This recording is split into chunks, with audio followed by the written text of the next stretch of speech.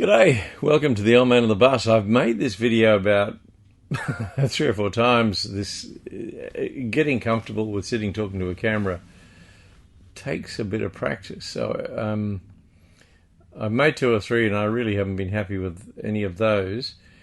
But here we go, let's give it another shot.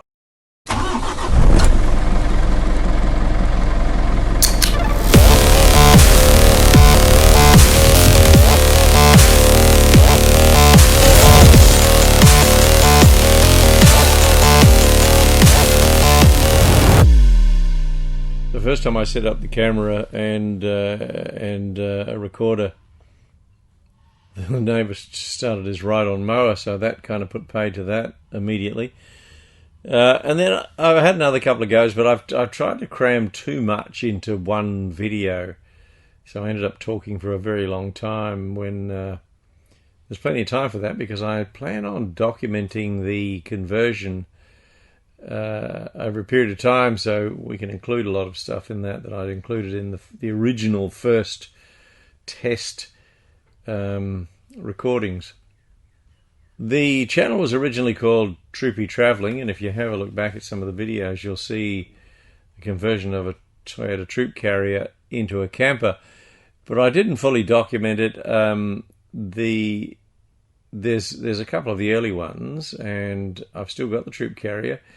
What I found was, once I'd converted it to a camper, that it wasn't really a practical vehicle. Once I had 2 dogs and me inside, there just wasn't enough room. So I bought myself a caravan, and unfortunately the caravan got flattened. Exactly right here where this bus is parked right now, a tree fell on the caravan, and I'll show you a picture of that. A bit unfortunate, but such is life. Anyway, the intention then was to make an all-purpose vehicle for camping or a motorhome. And originally I was considering the Iveco daily.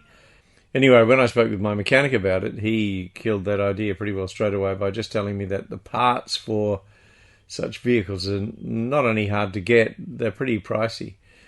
And you don't want to find yourself camping somewhere, say particularly out west or up north, without parts and have to wait days and or weeks. So when I asked him what he would do, he said he'd convert a bus. So I am.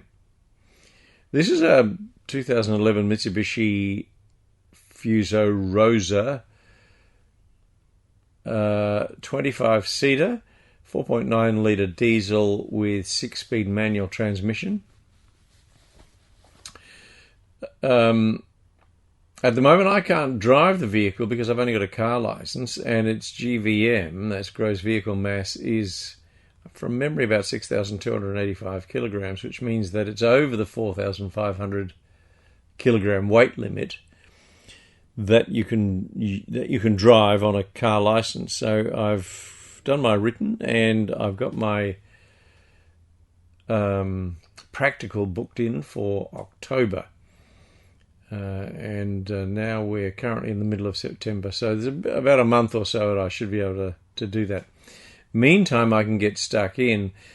It started life as a 25-seater, and it's been converted to a 19-seater because there's also a wheelchair hoist at the back, and the last 6 seats were removed to accommodate the hoist and the parking area for the wheelchair. But the hoist is going to come out along with most of the seats, leaving behind only the driver and passenger seat, and there's 2 seats directly behind the driver's seat, which for now will be staying. And what I plan on doing is registering it as a van, having it modded to a 4-seater and registering it as a van, because bus registration is very expensive. It's I think from memory around about $2,500 a year, and registering it as a van is considerably cheaper than that. I've done a couple of things since having it, not much. One is to remove the seat in front of me. That's the on one side two seats, and on the other side a single seat. I've removed the front seat, the seat in front of me, and that's because that covers the battery housing, and I just wanted to charge up the batteries because it has sat now for a few weeks. The bus had belonged to a community up north, and it was sign written with their logo, and I've made a video of removing the stickers from the side of the bus, which I'll show you. It had gone to auction and was passed in. I was the highest bidder, but it was a long way from the reserve. And it went to auction a second time, and I was the highest bidder again, and it was still passed in, but we managed to negotiate a price. Now, that means it sat around for quite some time, first of all, probably in the community, and secondly, at the auction rooms. And it sat here now for about the last month, I suppose. I picked it up about a month ago. So I want to keep the batteries charged up. The other thing that I've done, apart from removing the stickers off the side of the bus, was the air conditioning cowling, which is on the back of the bus on the roof. Had taken a hit at some point. I think someone had possibly gone under a tree or something like that, and a branch had hit it. They put a bit of a dent in it and knocked off some of the paint, so there was a bit of rust appearing on that. So I pulled that off, cleaned it up, sprayed it with one of those rattle cans, and put that back up again. It'll eventually be repainted. How come the name? Well, I suppose it's pretty descriptive. I'm an old man, and this is a bus, but it was probably more, I think, channeling my inner Ernest Hemingway, whose short novel The Old Man of the Sea was kind of inspiring for me, but it was about probably 30 or 40 years ago that I read it. But I recently picked up the Kindle version again, and I'm going to reread it.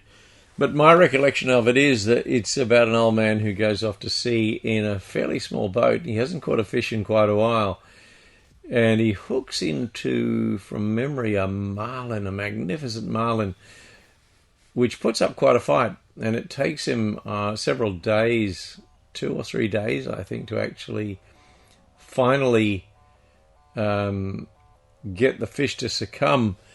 And he straps it to the side of his boat, and it doesn't end well.